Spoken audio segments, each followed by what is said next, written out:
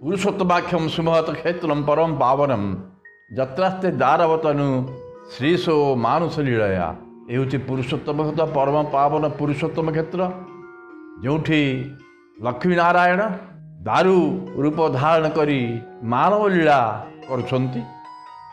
यही जो क्षेत्र पुरी क्षेत्र शास्त्र कहुई सर्वेशा चैव क्षेत्राणाम राजा श्री पुरुषोत्तम, सर्वेशा चैव देवानाम राजा श्री पुरुषोत्तम, सर्वेशा चैव तीर्थानाम राजा श्री महोदधि।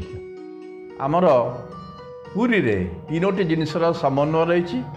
एठी रही देवराज, देवानाम राज देवराज पुरुषोत्तम जगन्नाथ, क्षेत्र मानक भितर श्रेष्ठ राजा पुरुषोत्तम।